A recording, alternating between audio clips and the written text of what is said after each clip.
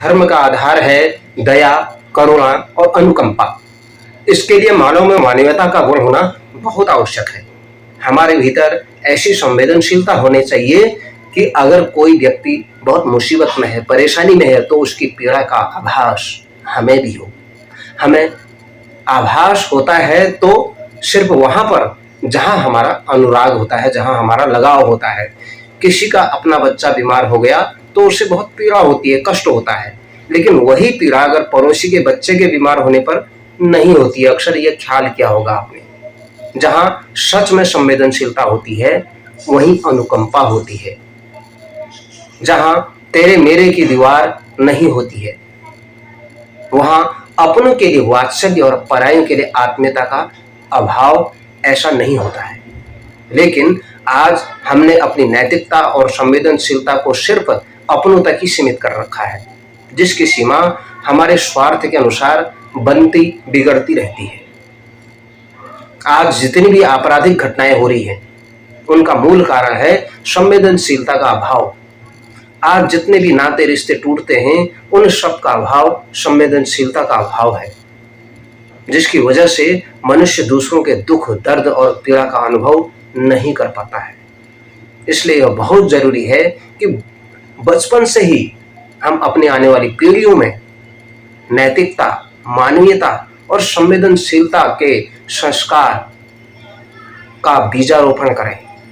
संवेदनशील व्यक्ति स्वभाव से बहुत गंभीर होने के साथ साथ सामान्य होता है और असंवेदनशील व्यक्ति गैर जिम्मेदार व्यक्ति होता है और उसको विशेष भी नहीं कह सकते हैं।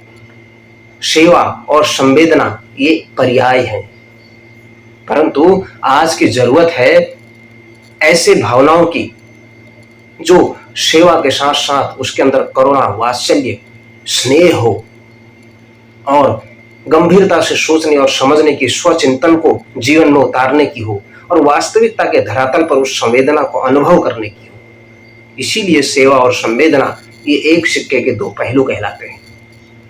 बिना संवेदना के हम सेवा नहीं कर सकते। सेवा का भाव संवेदनशीलता से ही उपजता है। सेवा तो मन मारकर या जबरन भी अथवा मजबूरी में भी कर सकते हैं, लेकिन जब तक उसमें संवेदना न हो तो उस सेवा का कोई महत्व नहीं, वो सब नगण्य है, निरर्थक है, निराधार है। सेवा का महत्व उतना नहीं है जितना संवेदना का है। संवेदना हृदय से जुड़ी होती है, जिसका व्यापक असर होता है। अगर कोई एक डॉक्टर जब किसी मरीज से प्यार भरे अपनत्व के साथ मरीज की नब्ज पकड़ता है, उसकी परेशानी पूछता है, तब मरीज धन्य धन्य हो जाता है। उसे लगता है कि उसकी आधी परेशानी दूर हो गई है और वह उसकी दवाइयों से पहले पहले वो आधी बीमारियां उसकी दूर हो जाती है।